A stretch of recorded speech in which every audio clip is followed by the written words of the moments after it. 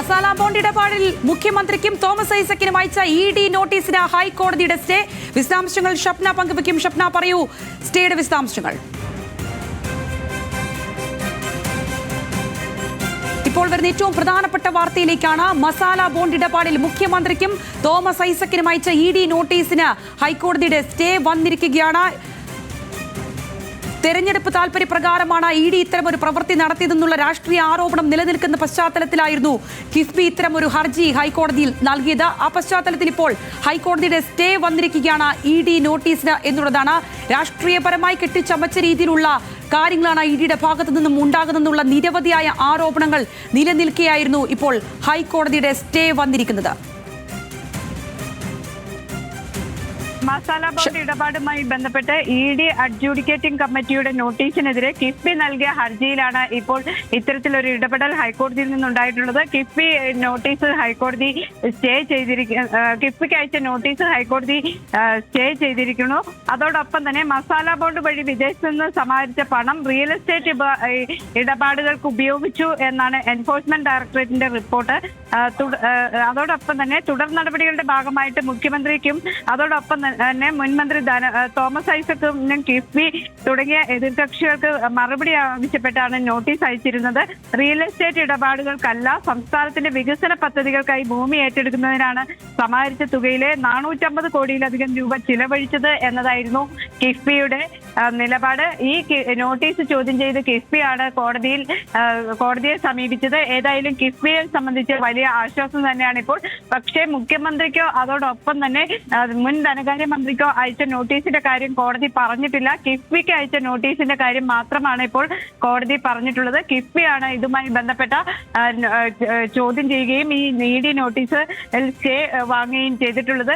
ഈ കിഫ്ബി വാദം ഉന്നയിച്ചത് തന്നെ റിയൽ എസ്റ്റേറ്റ് നടപടികൾക്കല്ല തങ്ങൾ ഭൂമി ഇടപാട് നടത്തിയത്, വികസന പ്രവർത്തനങ്ങൾക്ക് വേണ്ടിയാണ് 665 കോടിയുടെ റിയൽ എസ്റ്റേറ്റ് ഇടപാട് നടത്തി എന്നതായിരുന്നു ED പറഞ്ഞിട്ടുണ്ടായിരുന്നത്.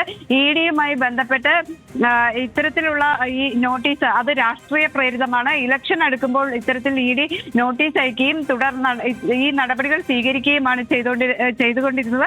അതുകൊണ്ട് തന്നെ ഇത്തരം നടപടി സ്റ്റേ ചെയ്യണം, താൽക്കാലികമായി ഇത് സ്റ്റേ ചെയ്യണം, അതോടൊപ്പം തന്നെ വിശദമായി ഇതിൽ വാദം കേൾക്കണം തുടങ്ങിയ കാര്യങ്ങൾ കിഫ്ബി ഉന്നയിച്ചിരുന്നു. ഏതായാലും താൽക്കാലികമായി ഇപ്പോൾ നോട്ടീസ് സ്റ്റേ ചെയ്തിരിക്കുന്നു.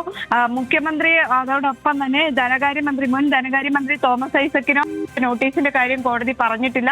ഇപ്പോൾ നിലവിൽ കിഫ്ബി അയച്ച നോട്ടീസാണ് സ്റ്റേ ചെയ്തിട്ടുള്ളത്. കിഫ്ബിയാണ് ഇത് ചോദ്യം ചെയ്ത് കോടതിയെ സമീപിച്ചത്. ശരി ഷപ്ന.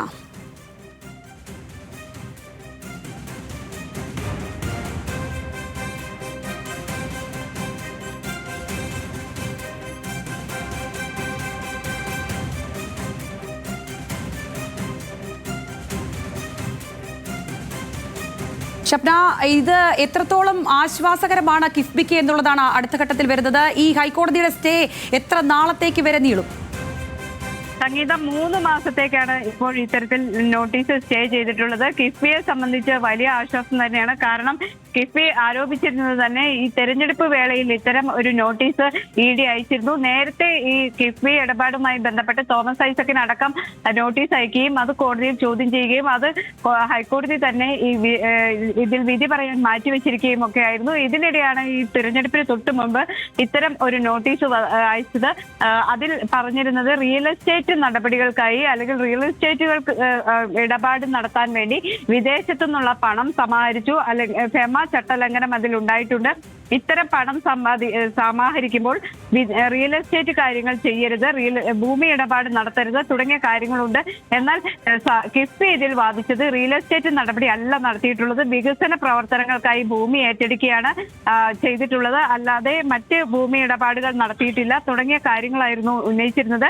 ഏതായാലും ഇപ്പോൾ കോടതി പറഞ്ഞിട്ടുള്ളത് 3 മാസത്തേക്ക് ഈ നടപടികൾ സ്റ്റേ ചെയ്യുകയാണ്. പിന്നീട് ഇതിൽ വിശദമായ വാദം കേൾക്കാം. അതിനുശേഷമായിരിക്കും 3 മാസത്തിനുള്ളിൽ ED മറ്റ് നടപടികളിലേക്ക് ഒന്നും കിടക്കരുത് എന്നാണ് പറഞ്ഞിട്ടുള്ളത്. സ്വാഭാവികമായും ഇതോടൊപ്പം തന്നെയാണ് മുഖ്യമന്ത്രിക്കും അതോടൊപ്പം തന്നെ മുൻ മന്ത്രി തോമസ് ഐസക്കിനും നോട്ടീസ് അയച്ചിട്ടുള്ളത്.